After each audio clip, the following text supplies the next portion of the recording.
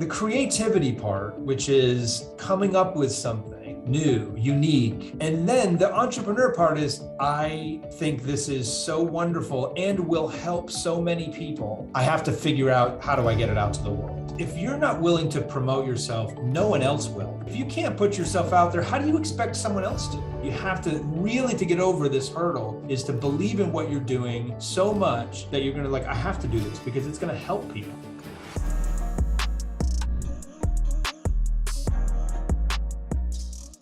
I think the trait is, it's twofold. It's the creativity part, which is coming up with something new, unique.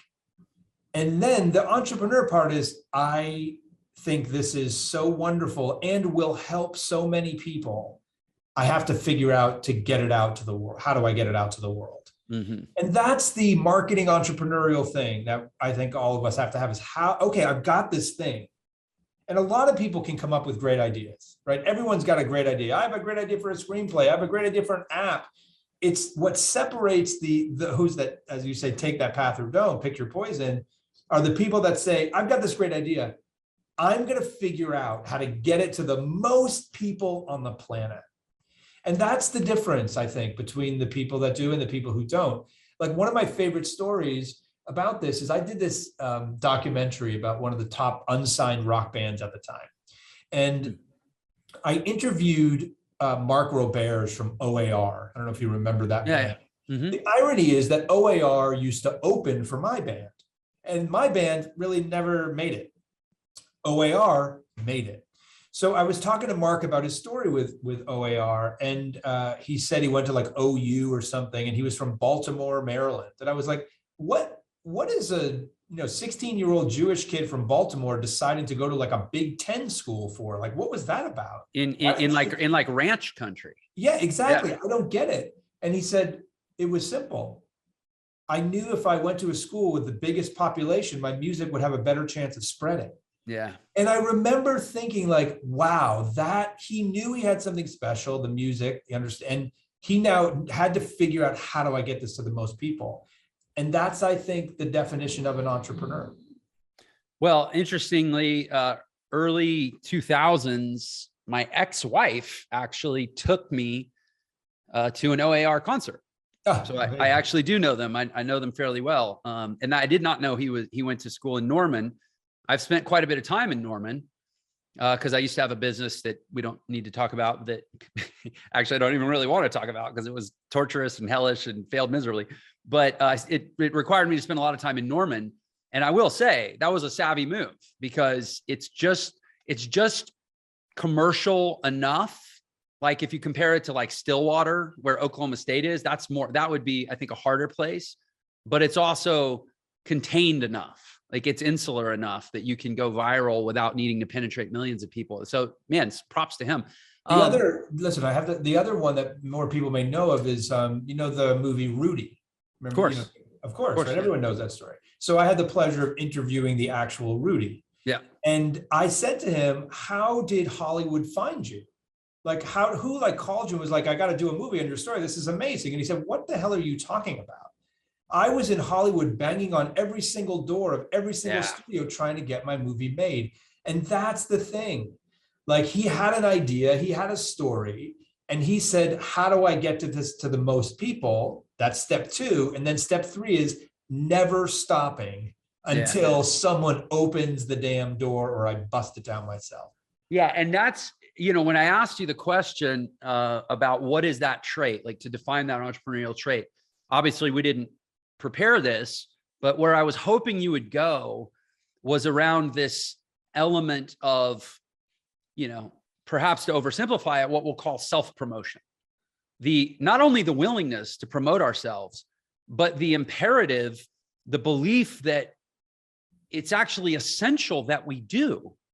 And there's a certain, and this is, in my world of, as the founder of Entre, where we have thousands of people that are aspiring and incipient entrepreneurs, this is what I see people probably struggle with more than anything else, is finding in themselves this belief that what I have demands that I go put myself out there to the world, not only without apology, but without shame, without embarrassment, and without feeling like I'm being arrogant or vain.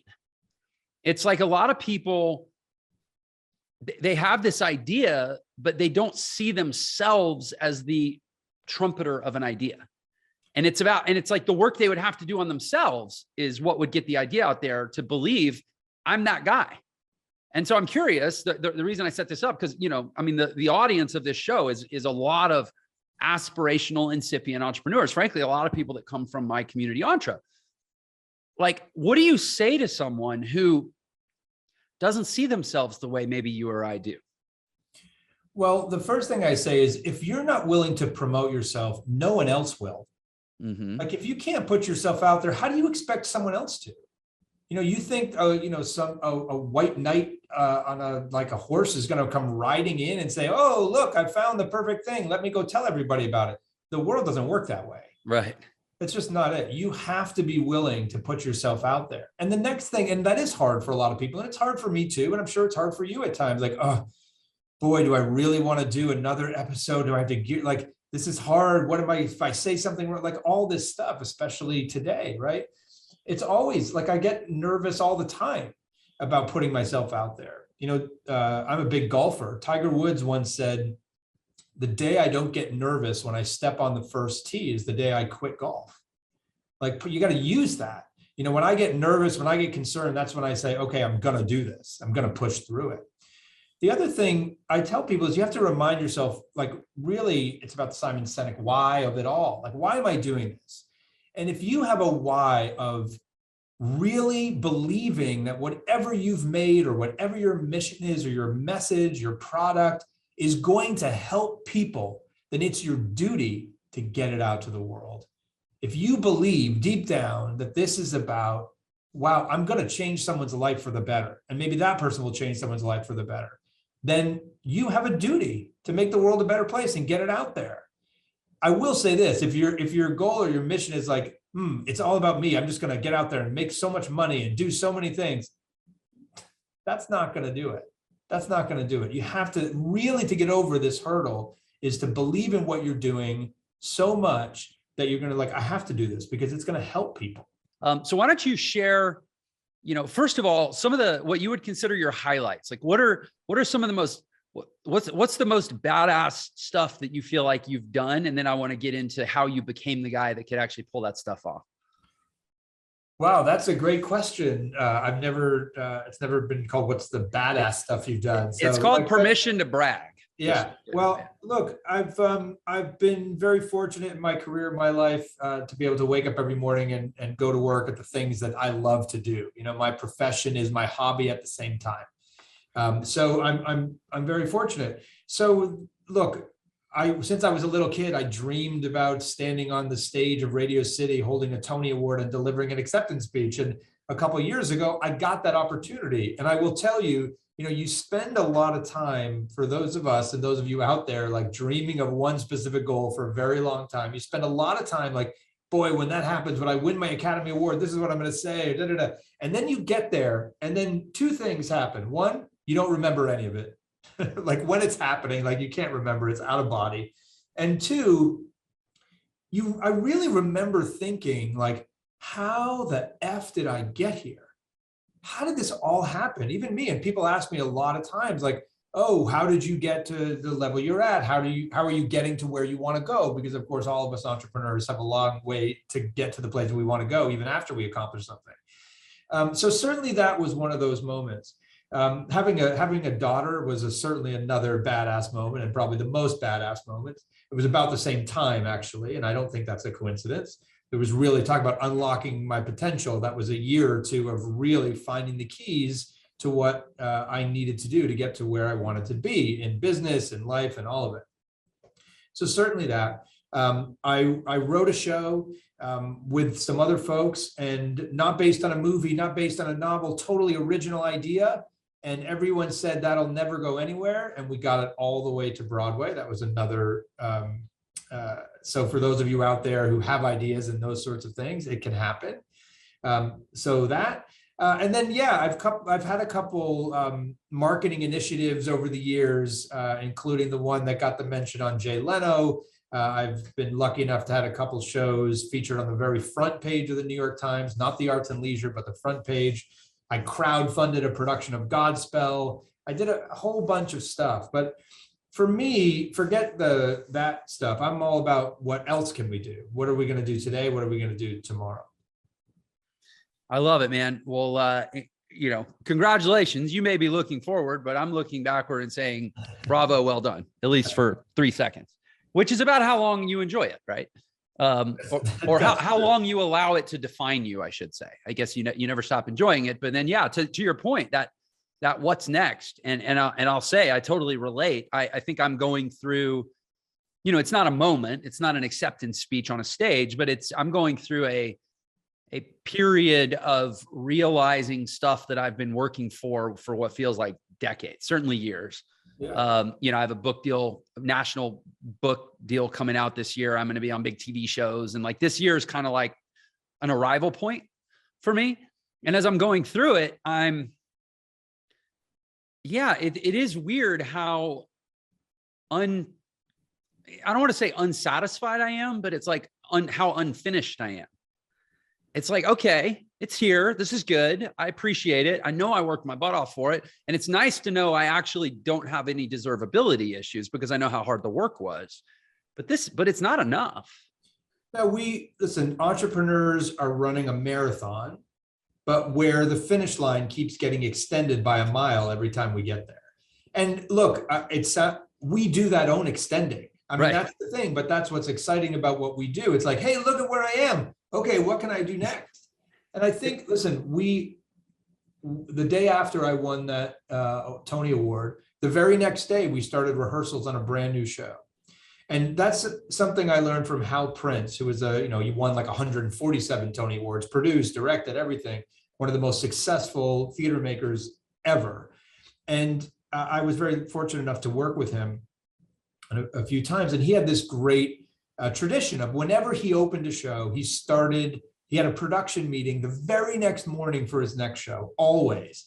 And what it did is it got him to, if the opening went really, really well, he couldn't get too big of a head because he had to get to work on the next show. And if the opening went really, really poorly, and a lot of them do, he had to forget about it and get to work on his next show. So that's, I have this saying is that in this business, and for the entrepreneur's curse is you're only as good as your next show. That's it. So if you keep that mantra and keep going, you'll keep iterating, you'll keep learning, and you'll keep getting better. Man, that is a genius strategy. I never realized it as a strategy. I just realized it as more of an obsession or an addiction. But yeah. I like your positive spin on it. Now I'm gonna refer to it as a strategy. It's funny when you were talking about how we sort of the finish line keeps getting extended. In my mind popped in this, like I was a big fan of Greek mythology when I was a kid, and in my mind popped in the story of Tantalus, who was banished to Hades, and he's the source of the word tantalize. Mm-hmm. And Tantalus was, if I remember correctly, he was really thirsty, and he was sitting next to a pond of water, but every time he went to drink, the shoreline would move away from him. Mm-hmm. So he was just cursed to be eternally thirsty and tantalized by the water. And that's what I was picturing. So in my, of course, my mind immediately went to literally being cast into hell, where this is this torturous thing. But you're right. It's also a form of fuel, because like what, and it's kind of like the paradigm or the ethos of the road less traveled. Like, in life, you can seek comfort and predictability, or you can seek excitement and, constant generation and creativity. And really, it's like never the twain shall meet. It's kind of a binary choice, and you pick your poison. That's right. There's nothing wrong with either one. This is just the path that we've chosen to keep extending that finish line and to keep exploring new territory. So why did you pick this accursed path? Well, for me, listen, it's always been ingrained in me, and it's been something taught to me by my parents, and especially my father. My father was born in India in 1929. So an immigrant that came over, part of the Indian wave of doctors that was told, go to America, start a family. And the strange thing is my father is the one who started the entrepreneurial instinct in me, pushing me to learn more. And then I'll never forget, he taught me about wholesale. Now, my father was like an Indian doctor, right? And he was not like and he was like, oh, I like wanted a Kit Kat. And he said, you can get a whole box of those for a lot cheaper. And I was like, really? How does that work? And he explained it to me. And the next thing you know, I opened up a candy store in his doctor's office, in the cardiologist's office, Kenneth's Candy Store. So he was always pushing me to explore new things. And he also got me involved in the theater. And really what I try to do, my mission in the theater, is to blend both of those worlds. The creativity, the imagination, all of the things that we know that the arts and theater requires, but also with a business entrepreneurial sense. In fact, I call who I am an entrepreneur. Like we are artists, but we are entrepreneurs at the same time. And I have a podcast myself, like over 200 episodes, and everyone I know who's achieved success in my business, in any business, whether they know it or not, even if they're the most like incredible artists they have a business sense deep down. They have some entrepreneurial instinct deep down. And I found that everywhere you go. And I think that's true. If you want to be successful, no matter what you do, you have to understand business, and you have to understand that, again, that instinct of the entrepreneur. So I have a question, but first I have to comment about how clearly smart and entrepreneurial your dad was, because what he basically did was install job security in his front office so that people could spike their blood sugar on the way out, need to come back, right? Exactly right. So that was pretty genius. But no, so you just made a pretty profound comment about how all successful people, and I agree with you, and having interviewed a very diverse range of successful people, whether it's, I've interviewed professional athletes, I've interviewed high-ranking people in the military, and more traditional entrepreneurs and artists. I totally agree. And fitness people like bodybuilders, it's all the same. There's that entrepreneurial mind. So then let me ask a follow-up question, because really this whole concept of this show, Unlock Your Potential, and the book I just talked about, and it's sort of like over the last several years of nurturing entrepreneurship, I've kind of evolved this idea that like entrepreneurship really is this heightened, elevated, potential unlocked version of life, like kind of like in a video game when you go into like whatever, when you have infinite lives, or like you're playing at some higher level, right? That's entrepreneurship. And my theory around that, and why I call the show Unlock Your Potential, and I interview entrepreneurs, is because kind of to your point, I think that there is this, like, I don't think any human being was created to just serve themselves. I don't know. It's maybe I'm wrong, but my spiritual belief is that we are all have this created purpose to serve and uplift others. Because frankly, I haven't been able to make sense of the messy human condition through any other interpretation. And so if that's true, then my question, because you know how people say, oh, well, not everyone's meant to be an entrepreneur. Some people are meant to just humdrum it, or not create, or not innovate, or not be a part of progress, or whatever language. And I've kind of started to, and I don't want to feel superior, but I've kind of started to develop this sense that like everybody should be maybe not an entrepreneur per se, but like everybody should be entrepreneurial in the sense that everybody should be looking inside themselves and saying, what is it that I am on this earth to give to the world that matters more to other people than it does to me? And if you're not doing that, you're playing small, you're settling. And frankly, we could probably make a logical argument that you're actually being kind of selfish. So I'm curious, based on that statement, do you think I'm being too black or white? Am I being too, supercilious, or is it fair to invite the entire world into what you're saying? I think you just may be being a little bit too global. Like there may be I love the idea of bettering yourself, therefore bettering the people around you, therefore bettering the world. I think that's right. What it's about. But it's also totally okay, in my opinion, for someone to be like, you know what? The only thing I'm going to do, I'm going to just try to better my living condition at home and hope my wife is happier. Like, I'm just going to do the dishes tonight. And I haven't done the dishes in 10 years, just so my wife, and then our house is a happier place. In a way, it's like finding your niche, right? It's just like, I'm going to focus on this because I don't want to deal with the rest of the world. Just like, you know, I focus on theater. I don't focus on all of entertainment. So I think that's okay. And it's a bit like, you know, James Altucher and his 1% rule. And I'm a bit mad at James still for that New York is Dead article he wrote about 2 years ago. But you and Jerry. Yeah, exactly. So it's just about getting that little 1% better. And that's something that I think everyone out there can do, whether that means you want to invent a product and the new iPhone that, you know, revolutionizes the world and puts a dent in the universe, or you're just like, I'm going to make my house, my little world a little bit better today. So my family is happier, and which they will pay it forward and have happier children and so on and so forth. So you could have big dreams like you do and like I do and like so many of the people, or you can have real small ones too. And that matters. Those small dreams, those little things, that butterfly flapping a wing can have an effect around the world that you have no idea. And it's a good thing. Yeah. So I think you just sort of highlighted and put it probably more fluently than I have, this thing that frankly I struggle to articulate, which is this distinction I make between entrepreneurship and entrepreneurialism.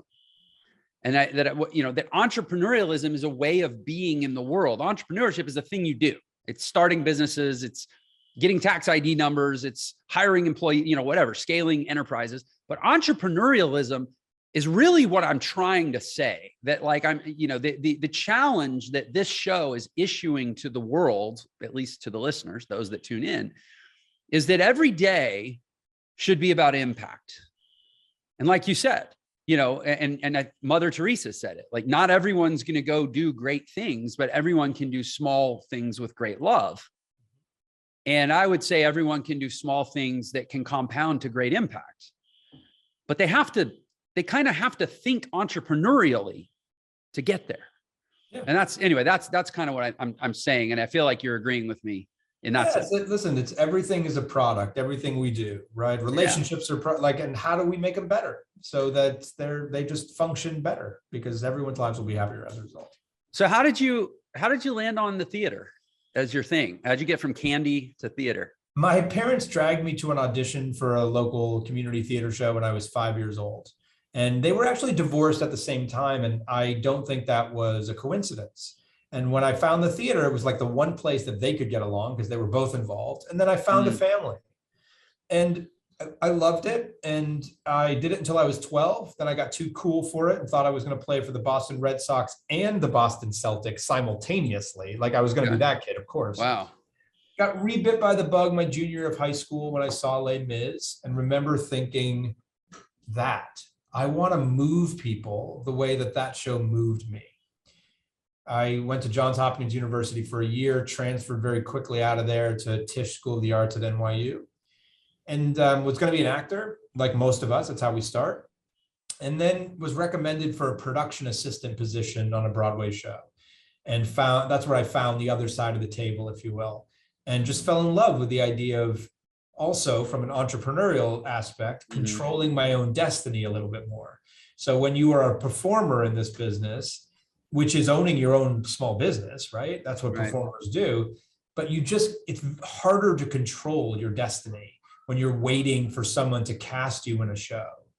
So I said I wanted to call the shots in my own career a little bit more. So I started looking into the business side and started creating and producing my own shows. And what was the first production undertaking? The first one, well, the first couple never got off the ground. Like most business owners, the first couple sort of flop and never even the curtain never went up. The one that did finally was something called the Awesome 80s Prom. And it was this tiny little show that frankly, I wasn't even going to do until a meeting with Hal Prince, who I talked about earlier. I went into this meeting with Hal, pitching him like these ginormous ideas, young men, especially, like I was in my early 20s. I was like, I'm going to change the world. I'm going to change the world of theater. I'm going to have Les Mis. And he was like, do you remember he literally said, do you remember the first show I ever produced? And I was like, no, I forget. And he said it was the pajama game.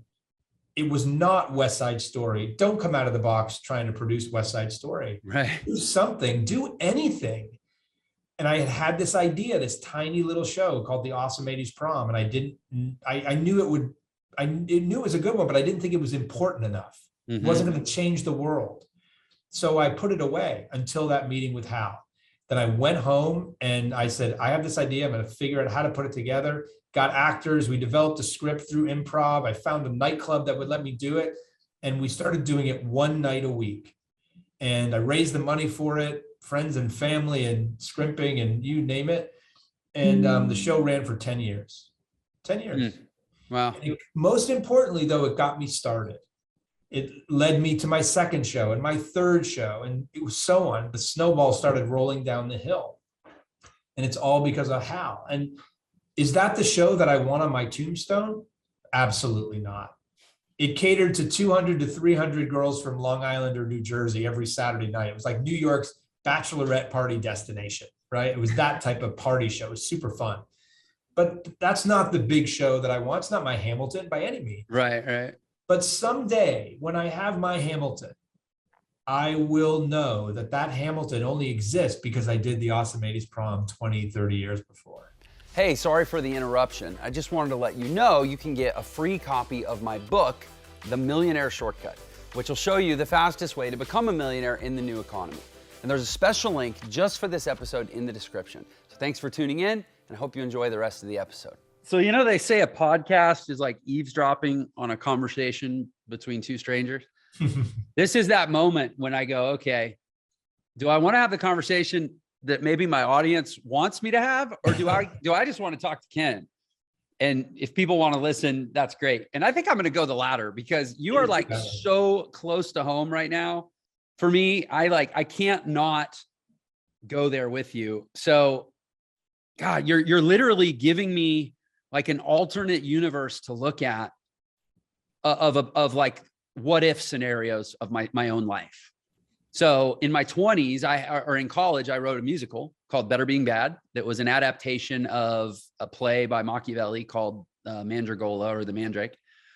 And we turned it into a musical in this musical theater collaboration program that's was inside of an academic institution, not too dissimilar from theater makers, right? Like, so do you know, I'm sure you know Stuart Ostro.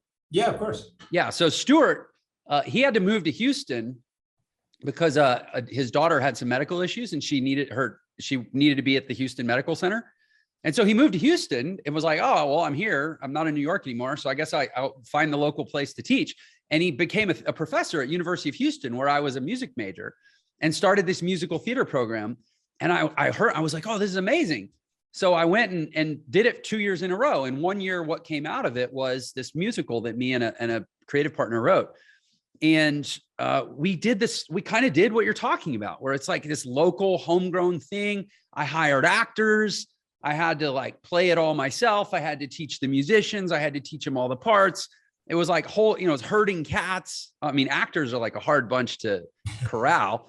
And we got it into this theater festival in Minnesota, the Minnesota Fringe Festival. Oh, yeah, great festival. And it was a great festival. I think in 14 performances, we probably had a total of 100 to 150 people that actually saw the show, but that's okay. But it was the little engine that honestly never did, and never got off the ground. But I feel like that was what if your 80s Awesome 80s Prom show hadn't actually caught on?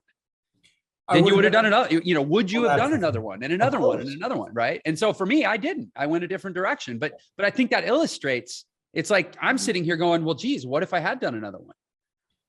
And a few more? Maybe I'd be a big time Broadway producer now. Yeah. Well, look, that's something that is so applicable to what I do, of course, and what anyone does. And it really does also separate. And look, maybe that's not what your path was meant to be. You're inspiring and educating millions of people with what you do right now. And that's amazing. And it's hard to do many things. It's hard to do that. But I will say this is like every industry, look, Hamilton was not Lin-Manuel Miranda's first show. If you follow the theater, you know Dear Evan Hansen. Dear Evan Hansen was not Pasek and Paul's first show. right? If you look at all of the most successful people in the theater, in movies, in tech, whatever the company is or the thing is they're known for was not their first thing. Mm-hmm. You know, look at CEO, founder of Twitter, right? That was not his first company, flopped a bunch of times before that. All of these folks, they go through that. You have to. It's you know, this is something it's hard for my clients in the theater to hear sometimes, where I say, look, I want you to get this show up and out as fast as possible. You know why? It's probably not going to be the one. Yeah. Probably not. You're fail fast, right? You got to do it because you're going to learn more in that process. So you're being ready for your second or your third. And really where the stamina comes in and what separates the people that continue is like, is there something else I can do that I'd enjoy even more than this, that I'm better at maybe? Yeah. Or am I just going to suck it up and just drive through this and keep grinding away at it until I get better and better and better? And I'll probably fail 4 or 5 times more, and then I'll have a hit, and then I'll fail again, and then I'll have a hit. That's what it's about. It's certainly been my career. Yeah, it's so interesting about how this entrepreneurial process, the journey is really the journey of self-discovery. It's not the journey of like, oh, let me hit it big in business. Like that happens sometimes. But to your point, I'm thinking like, why didn't I? Because I mean, I'm a guy, like I have stamina. I mean, I'm not worried that like I don't have work ethic and I don't have drive. I'll play the long game. But I'm sitting here going, why didn't I keep pushing on that show? Why didn't I create the next show? And that was actually the second one I wrote. Why didn't I do the third and the fourth and the fifth? And I think at the time, my day job was playing gigs. I was a working piano player. And it was like, you know, some gigs are good, some gigs are bad, right? Some gigs I'm playing for, you know, what a really good gig I played, like the Pacific Fleet Admiral's Ball on a naval base in Japan, where they flew me out and played. That was an awesome gig. And then 2 weeks later, I'm back home playing in like some hole in the wall, you know, Jamaican restaurant where I get paid with a plate of jerk chicken. Yeah. Literally, that's the musician's life. So for me, I was like, well, if some are going to be winners and some are going to be losers, I'd rather cycle through them really fast. Whereas a musical, that's at least like a 6 to 12 month commitment, right? So I wanted to get my reps over with. I think at that time in my mind, it was like, I'd rather iterate a lot faster than theatrical productions. Yeah. So yeah, but that wasn't about what was the right business decision. That was about figuring out where am I at in my life and what's the right fit for me. Yeah. That's what I mean by self-discovery. Yeah. What are you going to enjoy more? What are you going to love more? What are you going to be excited about waking up every day? And if there's something else you should do that. And you're also putting your finger, I think, on something else, which is like I got to interview. One of the other common characteristics I've seen in very, very successful people is this objectivity. And like Jason Alexander, for example, you know, of Seinfeld fame. Of course. So he was on my podcast and he's doing a show with me. And I said to him, tell me about your story about like coming into terms as that you're an actor. And he's like, well, you know, I was a pianist before I was that. And I was like, I didn't know that. I was like, what? He was like, I was like, oh yeah, I was good. And then one day I looked down at my hands and I realized I was never going to be the type of pianist that I wanted to be. And I had just started with improv and I went down that road because I had big thoughts and dreams. And he was smart enough and objective enough to make that decision. And I think that's a big thing. Wow. And it's hard to do that, about being very objective as you go. And if you see something else that you like even more, and also like, you know what, I think my talents are actually better for that than they are for this. You know, it's like, look, yes, we're all taught anyone can do anything, which is true to some extent. But look, was I going to play professional football? No, I never even tried out. I mean, I wasn't a football player, but look at me. I'm 6 feet tall. I'm scrawny, like all those things. Like I was never going to be an NFL player. And at some point I had to, like, even basketball, which I love, make the like, oh, my talents are better suited doing something else around that thing. Right. That was for me as an actor, or even as a director. When I started doing that when I was very young, I started looking at the other people around me, and they not only had more natural instincts or talents for it, they loved it more. Like I all of a sudden started saying, wow, that person's a better actor. And I don't even want to go to that audition. That's a sign to find something else in your world that can make you happy. Yeah. So you're describing, gosh, oh my gosh, like I said, so close to home. First of all, I gotta now I'm determined to get Jason Alexander on the show, because I literally had that same moment as a pianist. Only it was arthritis in my wrist. I realized like I'm playing myself fit into injury. I got to pivot, right? Anyway, so plus I just want to have Jason Alexander on the show because that sounds amazing. But anyway, yeah, you're describing, I think, when you find this, it's like Mark Twain said, one of my favorite quotes, the two most important days of your life are the day you're born and the day you realize why. And you found this thing that you were like bioengineered to do, like up in heaven where they have all the molds. They had like this Broadway producer, Ken mold. And it took you however many years to figure out that was the mold you were made from, right? For me, it's entrepreneurial evangelist, success teacher, Jeff. Like I found that mold and now I don't work anymore. I just wake up. I get up at 3:30 every day, like pissed that I even needed to sleep at all. Yeah. Because I'm so ready to get out there and do it. I get to live that. You get to live that. Yay for us. Do you believe that every single human being on earth has this life that they were molded by the creative force of the universe to find and to live, and that they're just on a quest to get there? Or do you think that we're just, lucky? Well, I think listen, I was exposed to a lot of different things as a child and I was gravitating towards them. And yes, I believe there is this force of like, hey, come over here. This is really what we laid out for you to do. And this is where you'll be the happiest. Now, look, we also have free will and we have the ability to say, I don't want to do that. And there's nothing wrong with that. You can still lead a very comfortable, satisfied life. You just may not have the same life that you would have if you like go towards that light that is there. And look, I meet so many people that I know would be brilliant writers, performers, business people, etc. But they're just not finding that. And listen, you can't push that too hard. You have to let people in the self-discovery is an important part of it. But yeah, there's something that we all are drawn to. And when you have those feelings and them, like when I was 16 and I saw Les Mis and to go there, I was from a school where all they did was churn out doctors and lawyers. And my dad was a doctor and was so wonderful about being like, don't do this if you don't want to do this. I don't care how many of my friends are saying, are you going to be a doctor like your dad? Don't do it. And thanks to that wonderful parenting and the environment I had around me, I felt I had the freedom to do whatever the heck I wanted. And I also very, very early, and listen, you're never too late to say this, of like, I'm going to try this. I'm going to try it.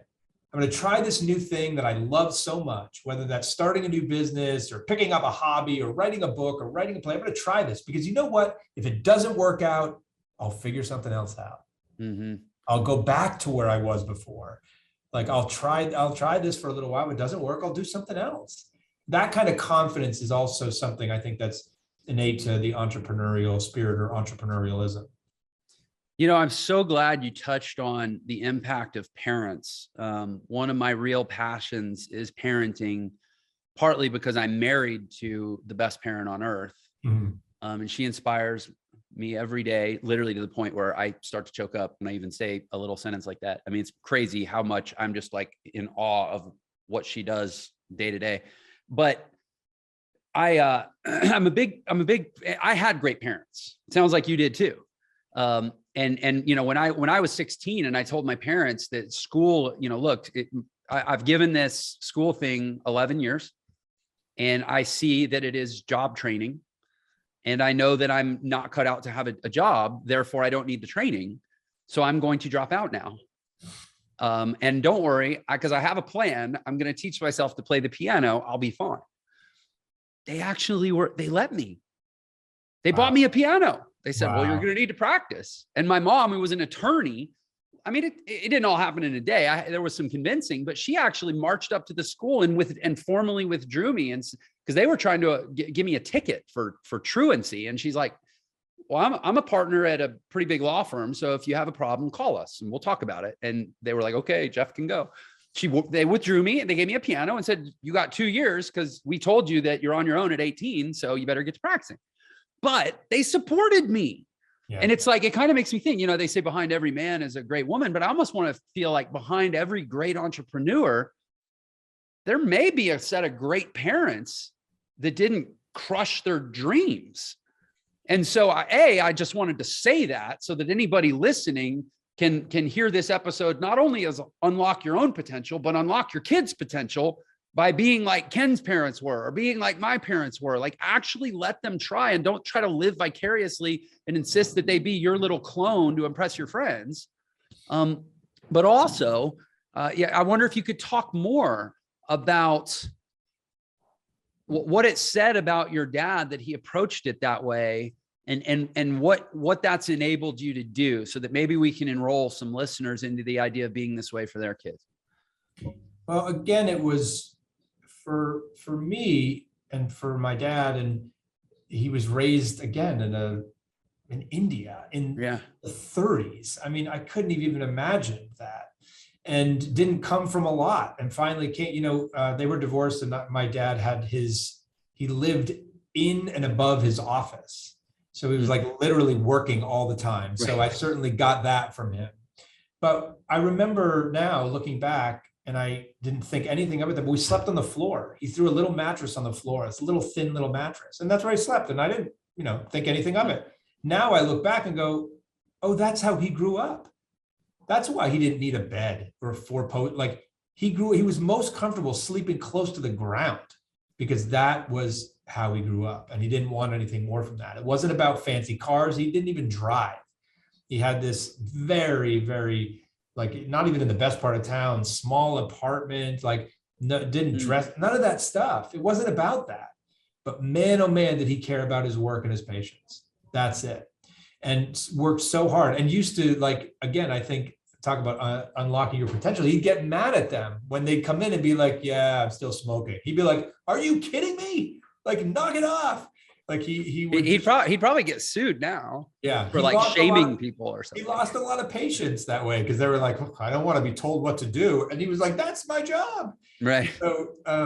So that's, I learned certainly passion from him, and I learned entrepreneurship, like I said, and then there was no pressure. There was whatever you want to do, and about anything in my life. He was raised Hindi, and my mother wanted to raise me Catholic.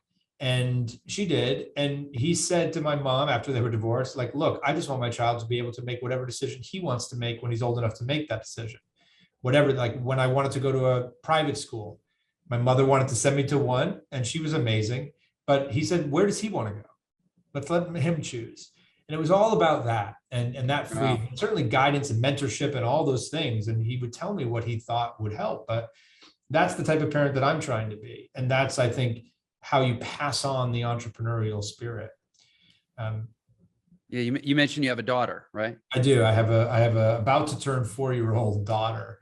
Oh, yeah, it's the best. I have a 5-year-old. I have 4 kids, but my youngest is a 5-year-old daughter. So I feel your joy.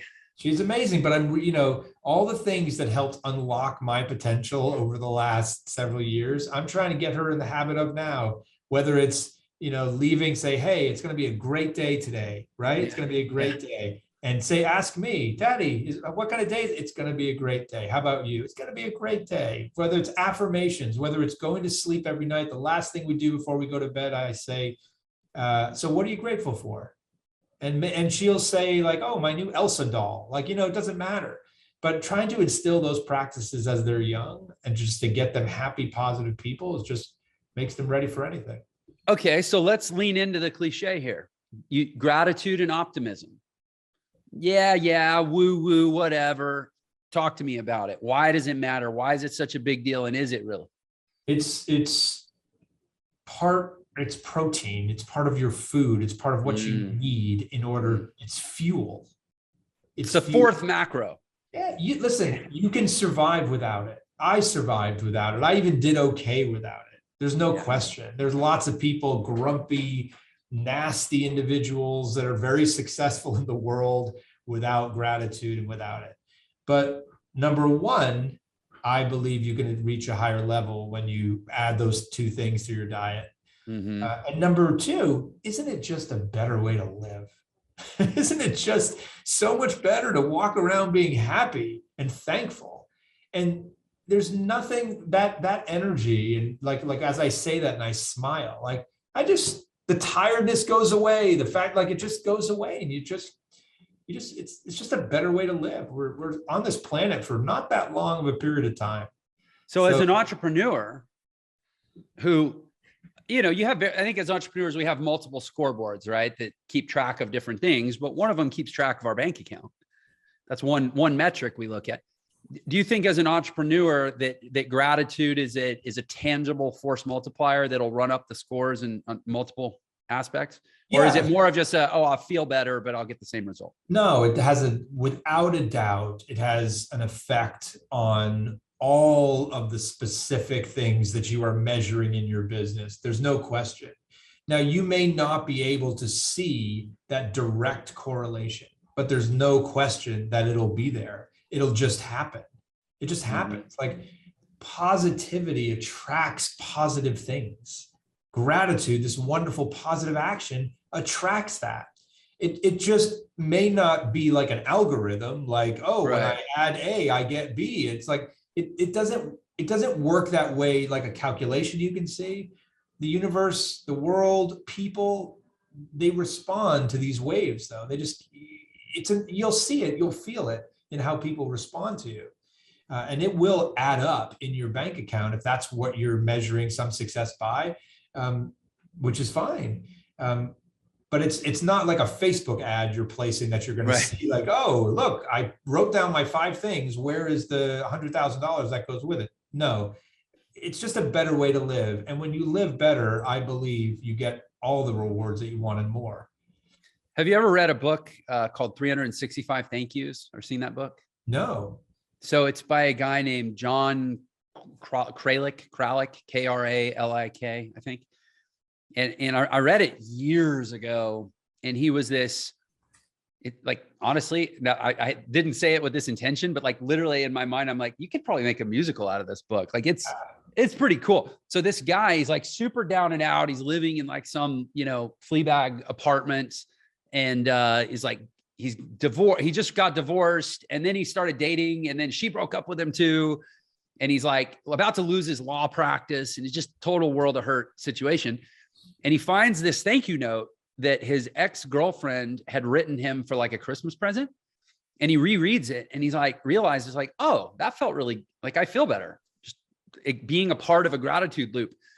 And so he decides to start writing thank you notes, and he writes a different thank you note to a different person in his life every day for 365 days. So first of all, he had to find 365 people to express gratitude to, because he didn't want to double up. And literally by the end of the book, by the end of 365 expressions of gratitude, his whole life is transformed. Yeah. He's like lost all this weight. His law practice is thriving again. I think he ended up becoming a judge. He's like dating again. It's crazy what consistent practice of gratitude did. And that book has never left me, because like, you're right. You can't algorithmize, if that's a word, the process, but you also you deny it at your own peril.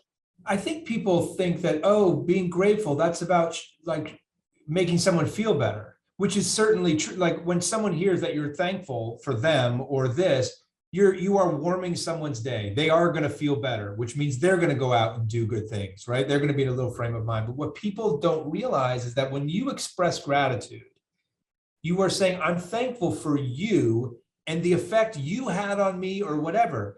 And whatever that thing is, you obviously feel good about it, which puts you in a positive state. And here's where the magic is. When you're in a positive state, you're more likely to accomplish anything that you want to do. You're more likely to say, I'm feeling good today for some reason. I'm going to start writing that novel. I'm going to finish that webisode, like whatever it is you're working on. I'm going to start that app design that I wanted to do. That's because you're in a positive state. When you're grumpy or depressed or like, no, you're going to sit on the couch, get another bag of Doritos and just watch Netflix. Hmm. So putting yourself in a positive state is what it is all about. It gets you to take action, and action is really what gets you all those rewards. I'm pausing on purpose to let that hang in the air. Action is what gets you all those rewards. You know, I'm in the education business, and sometimes I wonder if I'm really helping, because people get so addicted to learning, they forget to go do stuff. So I wanted to kind of punctuate that moment right there. Ken, we're about out of time, and I want to, in respect of your time, end on time. So, well, you know, you're not I don't know if you're in the business of saying, hey, come click my link to buy my course or join my class or whatever, but is there anything you want to invite the audience into to at least discover more about you or connect? Or Yeah, certainly. Listen, you can if you Google Ken Davenport, you go to kendavenport.com, you learn more about me. If you're interested in the theater, Theater Maker Studio is a great place for you to dip a toe in. But if you just want something to get a free primer, a little bit more about me, my story, I have a book. You can get it for free. So I'll give a number right now. If you text SUCCEED to the number 201-982-7120, that's just text SUCCEED to 201-982-7120. My book is called How to Succeed in the Arts or in Anything. We'll send it to you, and I think it'll inspire you no matter what you want to do, whether that's theater, movies, or fix healthcare. okay, so I just texted SUCCEED. Awesome. Oh, and then you just asked me for my email address. Look at that. Voila, there it is. I had to take my phone off airplane mode. I always put it on when I record. Well, Ken, thank you. That's super generous, by the way. Yeah, I don't know if I'm hoping that millions of people take you up on that offer, because that would say something wonderful about my show's reach, or if I'm hoping for your sake that doesn't happen. But anyways, thank you. People, it's great. It's great. We want to spread this word. It's a lot about some of the stuff we talked about tonight. My story and how to frame yourself and how to prepare yourself for success. And most importantly, just as we were ending, it's about how to take all that education you've learned and say, okay, now's the time to take action. I tell you the story of how I did that and how you can too. If you loved that episode, then you're definitely going to love this one. Check it out. The marketing game is 100% rigged against 99% of business owners in this world right now. Like a casino, the house always wins. And you may have a hot hand and win a few times with your business, marketing your business, but on the average, you're going to lose 100% of the time.